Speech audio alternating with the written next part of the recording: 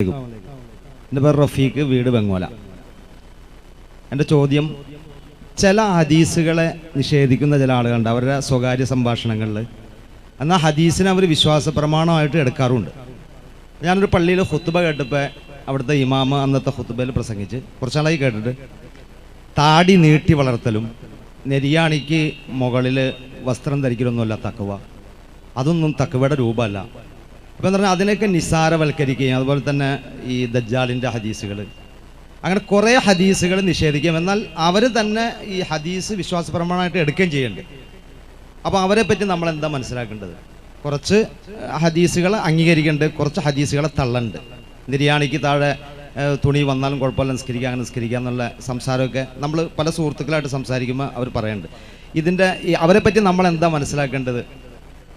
ഇസ്ലാമികമായിട്ട് നമ്മൾ അവർ ഹദീസിനെ അംഗീകരിക്കുന്ന ആളുകളാണോ അംഗീകരിക്കാത്ത ആളുകളാണോ? അതാണൊരു ചോദ്യം. പിന്നെ രണ്ടാമതൊരു ചോദ്യം തൗഹീദുമായിട്ട് ബന്ധപ്പെട്ടാണ്. നമ്മൾ പല ആളുകളോടും തൗഹീദ് പറയുമ്പോൾ ജാറത്തിങ്ങയൊക്കെ പോലെ എന്ന് നമ്മൾ പറയുമ്പോൾ അവർ പറയുന്നത് ഞങ്ങൾ അവിടെ പോയിട്ടാണ് ഞങ്ങളുടെ അസുഖം മാറിയെന്ന് അവർ പറയണം. അവരുടെ അനുഭവമാണ് പറയണത്. മറ്റുള്ള അന്യമതസ്ഥരായ ആളുകളുടെ അടുത്ത് പറയുമ്പോൾ ഞങ്ങൾ അവിടെ പോയിട്ടൊരു ദർശനം നടത്തിയപ്പോഴാണ് ഞങ്ങളുടെ പ്രയാസങ്ങൾ മാറിയത്, മക്കളുണ്ടായത്. അത് എല്ലാ വിഭാഗം ആളുകളും പറയുന്നുണ്ട്. ഇവിടെ നമ്മൾക്ക് കൊടുക്കാൻ പറ്റിയ മറുപടി എന്താണ്? കാരണം ഇവരെല്ലാം അവരുടെ അനുഭവങ്ങളാണ് പറയുന്നത്. ഞങ്ങൾക്ക് രോഗം മാറി, അല്ലെങ്കിൽ അവിടെ പോയിട്ട് ഞങ്ങൾക്ക് കിട്ടിയ മോനാണ്, അതുകൊണ്ടാണ് ഇവൻ ഇബ്രാഹിം ബാദുഷാ എന്ന് ഞങ്ങൾ പേരിട്ടതെന്ന് പറയണ മാതാപിതാക്കൾ വരെ ഉണ്ട്. അപ്പോൾ ഇതിന് തൗഹീദുമായിട്ട് നമ്മൾ ബന്ധപ്പെട്ട് സംസാരിക്കുമ്പോൾ എന്ത് മറുപടിയാണ് അതിന് കൊടുക്കേണ്ടത്? രണ്ട് ചോദ്യങ്ങളാണ് ഇവിടെ ഉന്നയിക്കപ്പെട്ടത്. രണ്ടാമത്തെ ചോദ്യം ക്ലിയർ ആയാൽ ഒന്നാമത്തെ ചോദ്യത്തിന് കൂടി ഉത്തരമാകും എന്നതാണ് ഈ രണ്ട് ചോദ്യങ്ങളുടെയും പ്രത്യേകത. അതുകൊണ്ട് രണ്ടാമത്തിൽ ഞാൻ ആരംഭിക്കാം, ഒന്നാമത്തിൽ കൊണ്ടുപോയി അവസാനിപ്പിക്കുകയും ചെയ്യാം.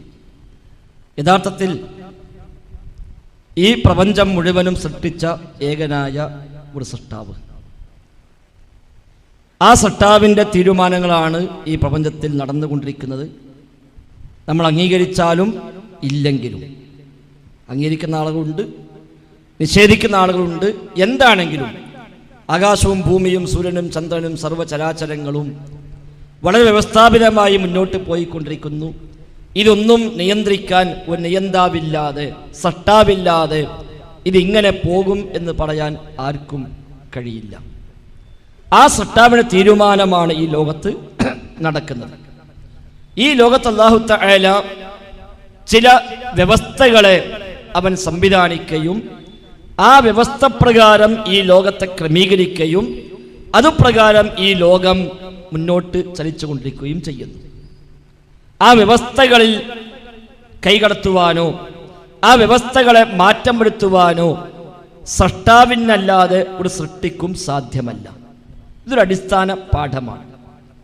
അതുകൊണ്ടാണ് നമ്മുടെ നാട്ടിൽ കഴിഞ്ഞ 5-6 മാസങ്ങൾക്ക് മുമ്പ് വലിയ ജലപ്രളയമുണ്ടായി. ഒരു വ്യവസ്ഥയുടെ ഭാഗമാണ്.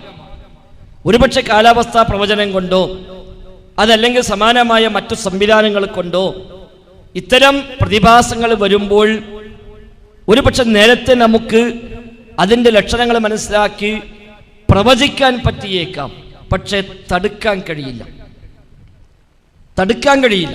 ഒരു വാഹനം അതിശക്തമായി ട്രാഫിക് നിയമങ്ങളെല്ലാം ലംഘിച്ചുകൊണ്ട് അതിവേഗം ഓടിച്ചു പോകുമ്പോൾ നമ്മളൊക്കെ പറയുമല്ലോ, ഇത് അല്പം മുന്നോട്ട് പോയാൽ എവിടെയെങ്കിലും പോയി മറിയാനുള്ള പോക്കാണ് പോകുന്നത് എന്ന് പറയാറുണ്ട്.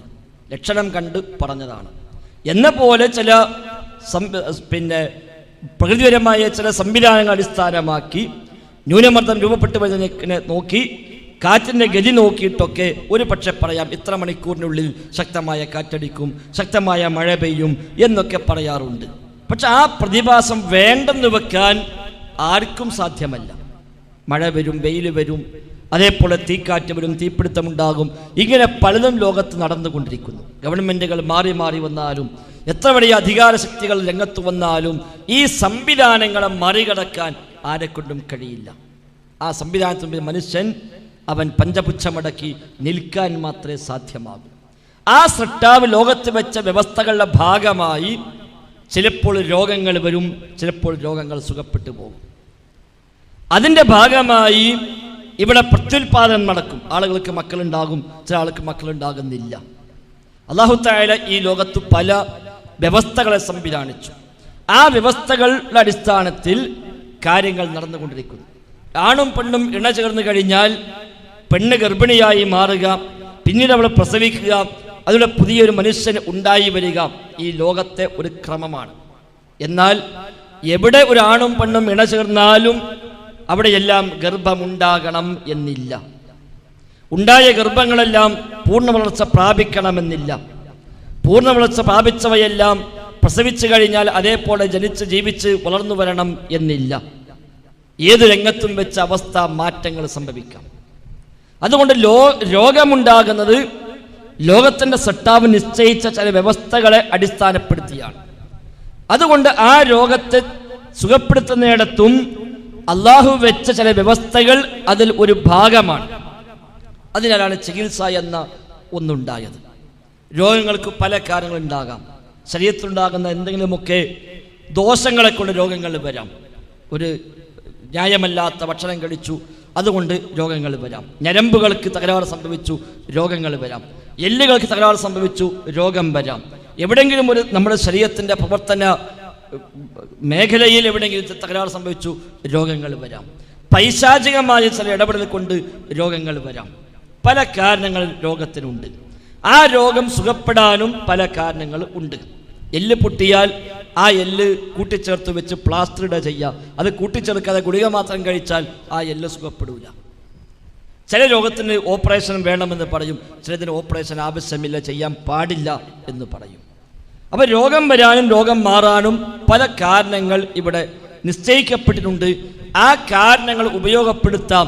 കാരണം ഉപയോഗപ്പെടുത്തിയത് കൊണ്ട് മാത്രം കാര്യം നടക്കണം എന്നുമില്ല. അങ്ങനെയാണെങ്കിൽ ചികിത്സിച്ച എല്ലാവർക്കും സുഖപ്പെടണം, ചികിത്സിക്കാത്ത ആർക്കും സുഖപ്പെടാൻ പാടില്ല. എന്നാൽ ചികിത്സിക്കാതെയും ചിലപ്പോൾ സുഖപ്പെടുന്നു ചില രോഗങ്ങൾ, ചിലതാവട്ടെ എത്ര ചികിത്സിച്ചാലും സുഖപ്പെടുന്നുമില്ല. ഇതൊരു പ്രപഞ്ചത്തിൻ്റെ സത്യമാണ്. നമ്മൾ അംഗീകരിച്ചാലും ഇല്ലെങ്കിലും അതൊരു യാഥാർത്ഥ്യമാണ്. അതിൽ നിന്നുകൊണ്ട് വേണം നമ്മൾ കാര്യങ്ങൾ മനസ്സിലാക്കാൻ. ഈ വ്യവസ്ഥകളെ വ്യവസ്ഥപ്പെടുത്തിയവനാരോ അവനു മാത്രമാണ് വ്യവസ്ഥകളിൽ മാറ്റം വരുത്താനും കഴിയുക. സൃഷ്ടാവിന് മാത്രമാണ് വ്യവസ്ഥകളിൽ മാറ്റം വരുത്താൻ കഴിയുക. അതുകൊണ്ടാണ് നമ്മൾ സാധാരണ കാര്യകാരണ ബന്ധങ്ങൾക്ക് അതീതമായ കഴിവ് അള്ളാഹുവിന് മാത്രം എന്ന് പറഞ്ഞത്. അഭൗതികമായ കഴിവുകൾ, അദൃശ്യമാർഗത്തിലെ കഴിവുകൾ അള്ളാഹ്ക്ക് മാത്രം എന്ന് പറഞ്ഞാൽ ഈ വ്യവസ്ഥകൾക്ക് അതീതമായ കഴിവുകൾ വ്യവസ്ഥകളെ വ്യവസ്ഥപ്പെടുത്തിയ ലോക സൃഷ്ടാവിന് മാത്രമേയുള്ളൂ എന്നതിനർത്ഥം. ബാക്കി സൃഷ്ടികൾ മുഴുവനും ഈ വ്യവസ്ഥകളെ മാനിച്ചും ഉപയോഗിച്ചും കൊണ്ട് അവർ ജീവിച്ച് മുന്നോട്ട് പോകുന്നു. വ്യവസ്ഥകളിൽ മാറ്റം വരുത്താൻ സൃഷ്ടികൾക്കാവില്ല, വ്യവസ്ഥകളെ ഉപയോഗപ്പെടുത്താനേ സൃഷ്ടികൾക്കാവും. ചികിത്സിക്കാനേ ഡോക്ടർക്ക് പറ്റൂ, രോഗം മാറ്റാൻ ഡോക്ടർക്കാവില്ല. പഠിപ്പിക്കാനേ അധ്യാപകന് കഴിയൂ, ആ കുട്ടിയുടെ മനസ്സിൽ അത് ബോധ്യപ്പെടുന്ന അവസ്ഥ ഉണ്ടാക്കിയെടുക്കാൻ ഒരു അധ്യാപകന് സാധിക്കില്ല. ഭക്ഷണം കൊടുക്കാനേ നമുക്ക് പറ്റൂ, കഴിച്ച ഭക്ഷണം ഫലപ്പെടുത്താൻ നമുക്ക് പറ്റില്ല. വെള്ളം കൊടുക്കാനേ നമുക്ക് സാധിക്കൂ, കുടിച്ച വെള്ളം കൊണ്ട് ദാഹം മാറി കിട്ടാൻ നമ്മളെ കൊണ്ട് കഴിയില്ല. വിത്തിടാനും വളമിടാനും വെള്ളമൊഴിക്കാനും മാത്രമേ കർഷകന് സാധിക്കൂ, ആ വിത്ത് മുളപ്പിക്കാൻ കർഷകന് സാധ്യമല്ല. വിത്തിട്ടു വളമിട്ട് വെള്ളമൊഴിച്ചു പരിചരിച്ചു, പക്ഷെ വിത്ത് മുളച്ചില്ല, ഒന്നും ചെയ്യാൻ കഴിയില്ല. വ്യവസ്ഥകൾ ഉപയോഗപ്പെടുത്താൻ സൃഷ്ടികൾക്ക് പറ്റും, വ്യവസ്ഥകൾക്ക് അതീതമായി പ്രവർത്തിക്കാൻ സൃഷ്ടാവിനെ പറ്റും. അതുകൊണ്ട് രോഗം നിശ്ചയിക്കുന്നവൻ അല്ലാഹു, രോഗം സുഖപ്പെടുത്തുന്നവനും അല്ലാഹു. ആ രോഗത്തിന് പല കാരണങ്ങളുണ്ടാകാം. അതുകൊണ്ട് രോഗം ചികിത്സിക്കുന്നിടത്തും അതിന് പ്രതികൂലമായ കാരണങ്ങളെ ഉപയോഗപ്പെടുത്താം. അതാണ് അതിലിപ്പോൾ കിഡ്നി പേഷ്യൻ്റ് എന്താ സംഭവിച്ചത്? കിഡ്നി കംപ്ലൈൻ്റ് ആയി, കിഡ്നി ചെയ്യുന്ന പ്രവർത്തനം നിലച്ചുപോയി, ഒരു കാരണമാണ്. ഇനി ചെയ്യാവുന്ന വഴി എന്താണ്? പുറത്തൊരു മെഷീൻ അവരെ കയറ്റി അവൻ രക്തം ആ മെഷീനിലൂടെ കൊണ്ടുപോയി ശുദ്ധീകരിച്ച് രണ്ടാം മെഷീനത്തിൽ കയറ്റുക, ഡയാലിസിസ്.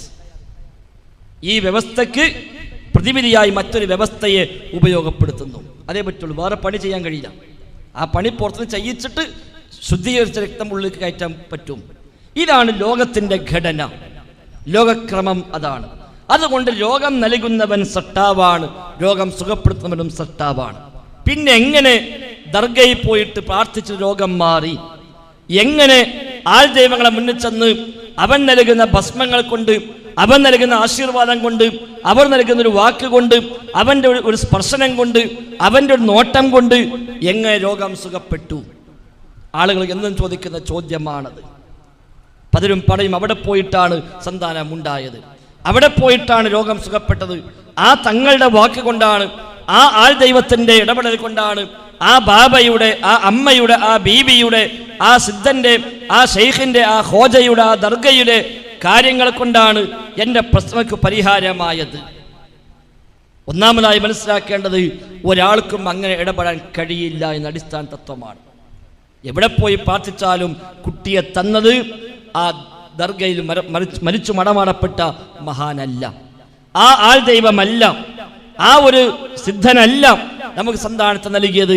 അതുകൊണ്ടാണ് നമ്മുടെ നാട്ടിൽ പല തങ്ങന്മാരും മക്കളില്ലാതെ ജീവിച്ചു പോയവരുണ്ട്. നമ്മളൊക്കെ നാട്ടിൽ നിന്ന് സിയാറത്തിനുമായി ആളുകൾ പോകുന്ന കേന്ദ്രങ്ങളിൽ ഒരു കേന്ദ്രമാണ് ഉള്ളാൾ ജാറം. ഉള്ളാൾ സയ്യിദ് മദനി തങ്ങളുടെ ജാറം. സയ്യിദ് മദനി തങ്ങൾക്ക് മരിക്കുന്നവരെ സന്താനമുണ്ടായിട്ടില്ല, മരിക്കുന്നതുവരെ സന്താനമുണ്ടായിട്ടില്ല. രോഗിയായി കിടക്കുമ്പോൾ ഭാര്യ ചോദിച്ചു എന്ന ചരിത്രം അവർ രേഖപ്പെടുത്തി വെച്ചത്, നിങ്ങൾ മരിച്ചാൽ ഞാൻ ഒറ്റക്കാകുമല്ലോ, ഞാൻ എന്ത് ചെയ്യും? എന്നാൽ ആ ഉള്ളാൾ തങ്ങൾ മരിച്ചു മറമാടപ്പെട്ടതിന് ശേഷം അദ്ദേഹത്തിന് ദർഗയിൽ പോയിട്ട് നമ്മൾ പ്രാർത്ഥിച്ചാൽ നമുക്ക് സന്താനമുണ്ടാകും എന്ന് പറഞ്ഞാൽ അത് ന്യായമല്ല. പിന്നെ അവിടെ പോയി തേടിയവന് സന്താനമുണ്ടായല്ലോ, അതെങ്ങനെയാണ്? പല മറുപടികൾ അതിന് കാണാൻ കഴിയും. ഒന്നുകിൽ അവൻ അവിടെ പോയതും പ്രാർത്ഥിച്ചതും ഇപ്പോൾ അവൻ്റെ ഭാര്യ ഗർഭം ചുമന്നതും തമ്മിൽ യാതൊരു ബന്ധവുമില്ല, തീർത്തും യാദർച്ഛികത മാത്രം. ലോകത്തിൻ്റെ സട്ടാവ് ഇവനൊരു സന്താനത്തെ നൽകാൻ നിശ്ചയിച്ച സമയമായി അപ്പം ഒരു സന്താനമുണ്ടായി. യാദർച്ഛികമായി ആ സമയത്താണ് അവൻ ദർഗയിൽ പോയതെന്ന് മാത്രം. അവിടെ കിടക്കുന്ന ആൾ അറിഞ്ഞിട്ടില്ല, ഇയാൾ വന്നതും അറിയില്ല, ഇയാൾക്ക് സന്താനമില്ലാത്തതും അറിയില്ല, ഇപ്പം ആ പ്രശ്നം പരിഹരിച്ചതും അറിയില്ല, ഒന്നും ആ ഖബറിൽ കിടക്കുന്ന ആൾ അറിഞ്ഞിട്ടേ ഇല്ല. നമ്മുടെ നാട്ടിൽ സാധാരണ ചൊല്ലുണ്ടല്ലോ, ചക്ക ഇട്ടപ്പം മുയൽ കിട്ടിയെന്ന്. ഒരു ചക്ക താഴിട്ടതാണ്, പക്ഷെ വീണത് മുയലിൻ്റെ തലക്കായിപ്പോയി. അതുകൊണ്ട് ചക്കയും മുയലും ബന്ധമൊന്നുമില്ല, അത് യാദൃച്ഛികമായി കിട്ടിയതാണ് എന്നതുപോലെ യാദൃച്ഛികതയായിരിക്കാം. അതുമല്ലെങ്കിൽ അവനെ പരീക്ഷിക്കാൻ വേണ്ടി സട്ടാവ് അവൻ നൽകിയതായിരിക്കാം. ആ സമയത്ത് അവിടെ ചെന്ന് തേടി അവൻ്റെ പ്രശ്നത്തിന് പരിഹാരം പടച്ചോൻ കൊടുത്തു. എന്തിന്? ഇവൻ എന്താ ചെയ്യാന്ന് നോക്കാൻ.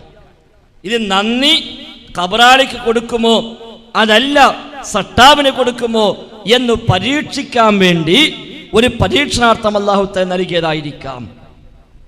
അപ്പൊ ഇവൻ വിചാരിക്കുന്നു അവിടെ പോയിട്ടാ കിട്ടിയത്, എന്നാൽ അവിടെ നല്ല കിട്ടിയത്. കാരണം അവർക്ക് കഴിയില്ല ഇവൻ്റെ ജീവിതത്തിൽ ഇടപെടാൻ. ഇനി പൈശാചികമായ ചില രോഗങ്ങളാണെങ്കിലോ ഒരു പക്ഷെ പൈശാചിക കേന്ദ്രങ്ങളിലേക്ക് എത്തിച്ചെന്നാൽ പിശാച് സന്തോഷമായി അപ്പോൾ അവൻ ഉണ്ടാക്കുന്ന ഷെറുകളെ തൽക്കാലം അവൻ നിർത്തിവെക്കും. അപ്പോൾ രോഗം സുഖപ്പെട്ടതായി ഇവന് അനുഭവപ്പെടും. അങ്ങനെയുമാകാം. പൈശാചികമായ രോഗമാണ്, പൈശാചികമായ പ്രയാസപ്പെടുത്തലാണ്. എന്തിനാ പിശാച് പ്രയാസപ്പെടുത്തുന്നത്? നമുക്ക് രോഗമുണ്ടാക്കാനല്ല, നേരെ മറിച്ച് അതുവഴി നമ്മെ നരകത്തിലേക്ക് കൊണ്ടുപോകാനാണ്. സട്ടാമിന് പങ്കുകാരെ ചേർത്ത് ബഹുദൈവാരാധനപരമായ നിലപാടിലേക്ക് എത്തി നമ്മുടെ ശാശ്വതമായ സ്വർഗം നഷ്ടപ്പെടുത്തി നരകത്തിലേക്ക് എത്തിക്കണം. അതാണ് പിശാചിന്റെ അജണ്ട. അതിനുവേണ്ടി അവനെ കൊണ്ട് ചെയ്യാൻ കഴിയുന്ന എന്തെങ്കിലും ഒരു ഷെറ് അവൻ വരുത്തി വെക്കുന്നു. അപ്പോൾ നേരെ പോകും ആൾ ദൈവത്തിൻ്റെ മുന്നിലേക്ക്, ദർഗയിലേക്ക്, സിദ്ധന്മാരിലേക്ക്, അത്തരം ചൂഷകന്മാരിലേക്ക് ഇവൻ ചെല്ലും. ഈ ചൂഷകന്മാർ മുഴുവനും പൈശാചിക ഏജൻസികളാണ്. അവിടെ ചെല്ലുമ്പോൾ പിശാചിന് സന്തോഷമായി താൻ എന്താണ് ലക്ഷ്യമാക്കിയത് അത് നടന്നു. അവൻ കെണിവെച്ചു, അവൻ ചൂണ്ടയിട്ടു, ആ ചൂണ്ടയിൽ ഇവൻ കൊത്തി എന്നർത്ഥം. എങ്കിൽ പിന്നെ പിശാചിന്റെ സേവകന്മാരുടെ, അവന്റെ ഏജന്റുമാരുടെ കേന്ദ്രത്തിലേക്ക് ഈ മനുഷ്യൻ എത്തുന്നതോടുകൂടി അവന് തൻ്റെ വലയിൽ കിട്ടി. ഇനി അവനെ ശല്യപ്പെടുത്തേണ്ടതില്ല, തൽക്കാലം ആ ശല്യം നിർത്തിവെക്കും. അപ്പോൾ ഇവന് തോന്നും അവിടെ ചെന്ന് പറഞ്ഞത് കൊണ്ട് ഇത് രോഗം സുഖപ്പെട്ടു. അത് തങ്ങളുടെ കറാമത്ത് കൊണ്ടല്ല, തങ്ങൾക്ക് അദൃശ്യമായ കഴിവുണ്ടായത് കൊണ്ടല്ല, അത് പൈശാചികമായ സേവക്ക് നമ്മൾ ചെന്ന് അടിമപ്പെട്ടത് കൊണ്ട് പിശാചിനെ പ്രീതിപ്പെടുത്തി തൽക്കാലം ഒരു ആശ്വാസം കിട്ടിയതാണ്. അത്തരം രോഗങ്ങളിൽ എവിടെയൊക്കെ ആശ്വാസം കിട്ടിയോ അത്തരം ആളുകൾ നമ്മൾ ഫോളോ ചെയ്താൽ മനസ്സിലാകും സ്ഥിരമായി ആ രോഗങ്ങൾക്ക് പരിഹാരമുണ്ടാകാറില്ല. കുറച്ചു കാലം കഴിയുമ്പോൾ വീണ്ടും ആ രോഗം വരും. അപ്പോൾ വീണ്ടും അവിടെ ചെല്ലും. അങ്ങനെ ഇടയ്ക്കിടയ്ക്കിടയ്ക്ക് അവിടെ ചെന്ന് അവിടുത്തെ നിത്യസന്ദർശകനായി ഇവൻ മാറും.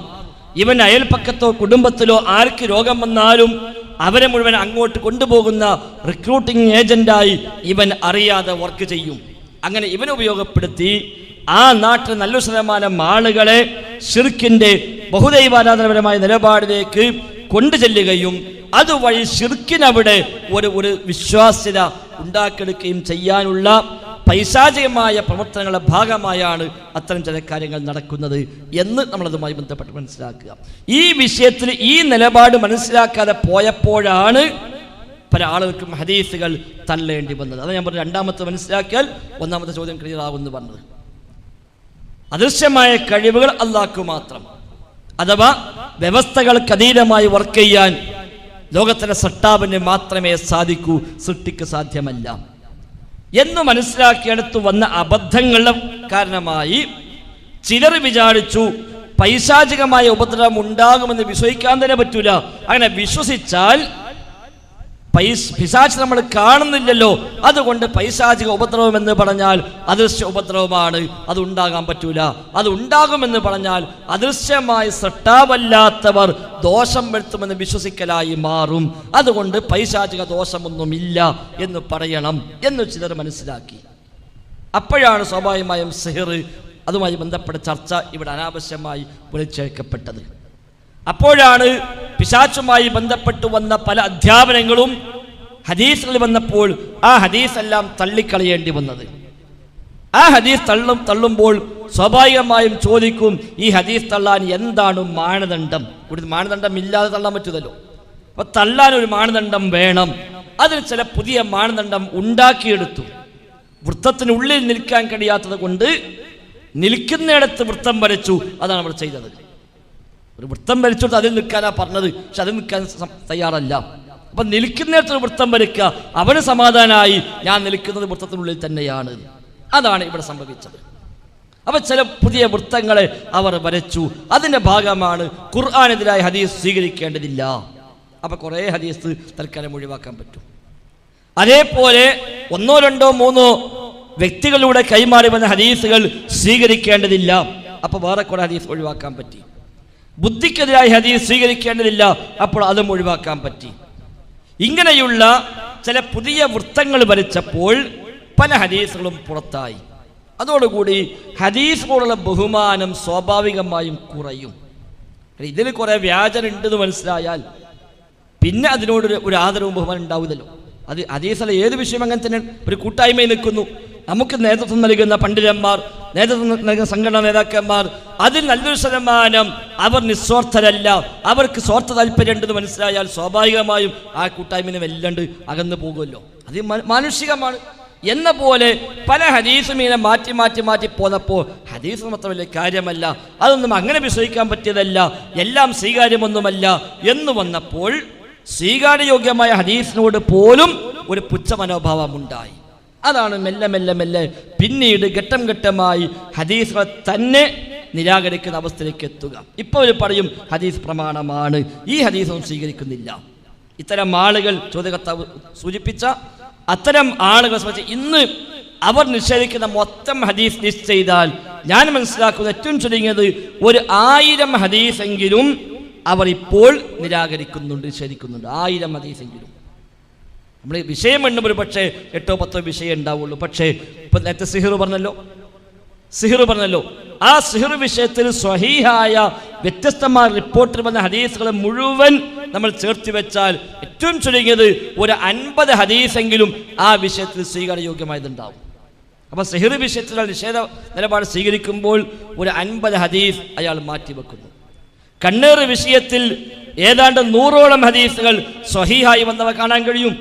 ആ വിഷയം നിരാകരിക്കുമ്പോൾ അത്രയും ഹദീസാണ് അയാൾ ഒഴിവാക്കി പോകുന്നത്. ഇങ്ങനെ ഓരോ വിഷയം എടുക്കുമ്പോൾ 10, 15, 20, 30, 50, 100 ഹദീസുകളൊക്കെ വന്ന വ്യത്യസ്തമായ വിഷയങ്ങൾ, ആ വിഷയത്തെ നിരാകരിക്കുമ്പോൾ ഇവയെ മുഴുവൻ മാറ്റിവെക്കുകയാണ്. അങ്ങനെ വരുമ്പോൾ മൊത്തം ഹദീസിനോട് പുച്ഛ മനോഭാവം ഉണ്ടാകും. ഇന്നവർക്ക് താടിയാണ് അലോസരമെങ്കിൽ, നിര്യാണിക്ക് മുകളിലെ വസ്ത്രമാണ് അലോസരമെങ്കിൽ, കുറച്ച് മുന്നോട്ട് പോകുമ്പോൾ ഹദീസ് എന്ന് കേൾക്കുമ്പോൾ തന്നെ അതൊരു 2ാം നമ്പറായി അവർക്ക് തോന്നിത്തുടങ്ങും. അടുത്ത ഘട്ടത്തിൽ ഹദീസേ വേണ്ട എന്ന് പറയും. ആ വഴിക്ക് പോയാൽ കുറച്ച് കഴിയുമ്പോൾ പിന്നെ ഖുർആനിനോടും പുച്ഛം തുടങ്ങും. കാരണം എന്താ, പിന്നെ ഖുർആനും അവർക്ക് അത്ര വലിയ പ്രധാനമല്ലാതായി മാറി. ചേകന്നൂർ മൗലവിയുടെ ഒക്കെ ജീവിത ചരിത്രത്തിൽ നമ്മൾ കാണുന്ന ഒരു ചിത്രം അതാണ്. ആദ്യകാലത്ത് അയാൾ പറഞ്ഞത് ഒരാൾ മാത്രം ഉദ്ധരിച്ചാൽ സ്വീകരിക്കൂല, രണ്ടാളെങ്കിലും വേണം ഒരു ഹദീസ് സ്വീകരിക്കാൻ. കുറച്ച് മുന്നോട്ട് പോയപ്പോൾ പിന്നെ രണ്ടാൾ പറഞ്ഞാൽ പോരാ, വലിയ വലിയ സംഘങ്ങൾ കൈമാറി വന്ന ഹദീസെ സ്വീകരിക്കാൻ പറ്റൂ എന്നായി. കുറച്ചുകൂടെ മുന്നോട്ട് പോയപ്പോൾ പിന്നെ ഹദീസേ വേണ്ട, ഖുർആന് മതി എന്നായി. അവസാനം മരിക്കും മുമ്പ് അദ്ദേഹം എത്തിപ്പെട്ടത് സർവമത സത്യവാദം എന്ന ഇസ്ലാമിനെ സംബന്ധിച്ച് ഏറെ അപകടകരമായ ഒരു വാദത്തിലേക്കാണ് പിന്നീട് അയാൾ എത്തിപ്പെട്ടത്. ആ വഴി പിന്നീട് പിന്തുടർന്നു വന്ന പല ആളുകളും, അതിൽ ആണുണ്ടാകാം, പെണ്ണുമുണ്ടാകാം, അല്ലാത്തുണ്ടാകാം, ഏതാണെങ്കിലും ശരി, അത്തരം ആളുകളും പോയി പോയി പോയി പോയി അവസാനം എത്തിയത് എവിടെയാ? ഖുർആൻ തന്നെ ദൈവികമാണ് എന്ന് ഞാൻ വിശ്വസിക്കുന്നില്ല എന്ന് പറയുന്നിടത്തേക്ക് സംസ്ഥാന ജനറൽ പോസ്റ്റ് കൈകാര്യം ചെയ്ത ആളുകൾ പോലും എത്തിയത് ഇക്കഴിഞ്ഞ ദിവസങ്ങളിൽ നമ്മളൊക്കെ കേട്ടതാണ്. ഇത്തരം ആളുകളുടെ ദുരന്തം അവിടെ തന്നെ ചെന്ന് അവസാനിക്കുകയുള്ളൂ. ഇമാം മാലിക് റഹിമഹുല്ലാ പറയുന്നുണ്ട്, അള്ളാഹിന്റെ റസൂൽ കാര്യം പഠിപ്പിച്ചിട്ട് അതിനെ മറികടക്കാൻ ഒരാൾ ശ്രമിച്ചാൽ അയാൾക്ക് ഫിത്ന, അയാൾ ഭയപ്പെടട്ടെ എന്നാണ്. ആ ഫിത്ന ശിർക്കെന്നും കുഫറെന്നുമൊക്കെ പണ്ഡിതന്മാർ വിശദീകരണം നൽകുന്നു. നബി ഒരു കാര്യം പഠിപ്പിച്ചു എന്ന് ബോധ്യമായി കഴിഞ്ഞാൽ പിന്നെ അത് മറികടക്കാൻ ശ്രമിച്ചാൽ അവൻ അവസാനം കുഫറിൽ ചെന്ന്, ദൈവനിഷേധത്തിൽ ചെന്ന്, ശിർക്കിൽ ചെന്ന്, ബഹുദൈവാദത്തിൽ ചെന്ന് അവൻ ആപ്പതിക്കുമെന്ന് ഫൽയഹ്ദരില്ലദീന യുഖാലിഫൂന അൻ അംരി അൻ തുസീബഹും ഫിത്ന ഔ യുസീബഹും അദാബുൻ അലീം എന്ന ആയത്ത് അടിസ്ഥാനമാക്കി പണ്ഡിതന്മാർ പഠിപ്പിച്ചിട്ടുണ്ട്. അതുകൊണ്ട് തന്നെ ഇന്ന് ചില ഉദാഹരണമെടുത്ത് അതിനൊക്കെ നിരാകരിക്കും, അതൊന്നുമല്ല തഖ്വ എന്ന് പറയുകയും ചെയ്യുന്നുവെങ്കിൽ അതൊക്കെ തഖ്വയുടെ ഭാഗമാണ് എന്ന് നമ്മൾ തിരിച്ചറിയുക. അത് മാത്രമല്ല തഖ്വ, ഒരാൾ താടി വളർത്തി ബാക്കിയൊന്നുമില്ല അതുകൊണ്ട് മാത്രം തഖ്വ ഉണ്ട് പറയാൻ കഴിയില്ല. എന്നാൽ ഇതെല്ലാം ഉണ്ടാകുമ്പോഴാണ് തഖ്വ പൂർത്തിയാകുന്നത്. നബി തങ്ങൾ വേഷത്തിൽ എന്ത് പഠിപ്പിച്ചോ അത് സ്വീകരിക്കുക. പ്രവാചകർ ഭക്ഷണ രംഗത്ത് എന്ത് പഠിപ്പിച്ചോ അത് സ്വീകരിക്കുക. പ്രവാചകർ ദാമ്പത്യ ജീവിതത്തിൽ, കുടുംബ ബന്ധങ്ങളിൽ, അയൽപ്പക്ക ബന്ധങ്ങളിൽ എന്ത് പഠിപ്പിച്ചോ അതൊക്കെ സ്വീകരിക്കുക. ഒരാൾക്ക് നല്ല താടിയുണ്ട്, നല്ല ഇസ്ലാമിക വേഷമുണ്ട്, പക്ഷേ തീവ്രവാദ പ്രവർത്തനങ്ങളിൽ പോകുന്നു, അയാൾക്ക് തഖ്വയുണ്ട് പറയാൻ പറ്റോ? ഇല്ല. ഭീകരവാദിയായി പോകുന്നു, തഖ്വയുണ്ട് പറയാൻ പറ്റോ? ഇല്ല. എല്ലാ രംഗത്തും അങ്ങനെ തന്നെയാണ്. ഇപ്പൊ ഇന്ന് നമ്മൾ കേട്ടു കാശ്മീരിൽ സ്ഫോടനവുമായി ബന്ധപ്പെട്ട വാർത്തകൾ. ഇസ്ലാമിന്റെ പേരിലത് ചാർത്താൻ ചില ആളുകൾ ശ്രമിക്കുന്നുവെന്നും പുറത്തേക്ക് വാർത്തകൾ വരുന്നു. അത് പിന്നിൽ എന്താ നമുക്കറിയില്ല. എന്താണെങ്കിലും ശരി, ഇസ്ലാമുമായി ബന്ധമില്ല എന്ന് ഉറപ്പാണ്. ഇങ്ങനെ ഏതു രംഗത്തും, വേഷത്തിലാവട്ടെ, ഭാഷയിലാവട്ടെ, എവിടെയാണെങ്കിലും എല്ലാ രംഗത്തും അള്ളാഹുവിൻ്റെയും പ്രവാചകന്റെയും കൽപ്പനകളെ പൂർണ്ണമായും സ്വീകരിക്കുമ്പോഴാണ് തഖ്വ പൂർത്തിയാകുന്നത്. തഖ്വ എന്ന വാക്കിന് നൽകപ്പെട്ട നിർവചനം തന്നെ ഇംതിസാൽ അവാമിരില്ല വജ്തിനാബു നവാഹീഹി എന്നാണ്. അള്ളാഹുവിൻ്റെ കൽപ്പനകളെ സ്വീകരിക്കലും അള്ളാഹുവിൻ്റെ വിലക്കുകളെ ഒഴിവാക്കലുമാണ് തഖ്വ എന്നാണ്. അപ്പം എല്ലാ രംഗത്തും ഉണ്ട് തഖ്വ. അത് താടിയുടെ വിഷയത്തിലുണ്ട്, വസ്ത്രത്തിൻ്റെ വിഷയത്തിലുണ്ട്. വെള്ളം കുടിക്കുമ്പോൾ പോലും വലതു കൈ കൊണ്ട് മാത്രം വെള്ളം കുടിക്കുന്നു, തഖ്വയുടെ ഭാഗമാണ്. ഖുർആൻ പറഞ്ഞല്ലോ, ഫമൻ യുഅല്ലിം ശആഇറല്ലാഹ് ഫഇന്നഹാ മിൻ തഖ്വൽ ഖുലൂബ്. മതചിഹ്നങ്ങളെ ഒരാൾ ബഹുമാനിക്കുന്നുവെങ്കിൽ അത് പോലും തഖ്വയുടെ ഭാഗമാണ് എന്ന് വിശുദ്ധ ഖുർആൻ എടുത്തു പറയുന്നുണ്ട്.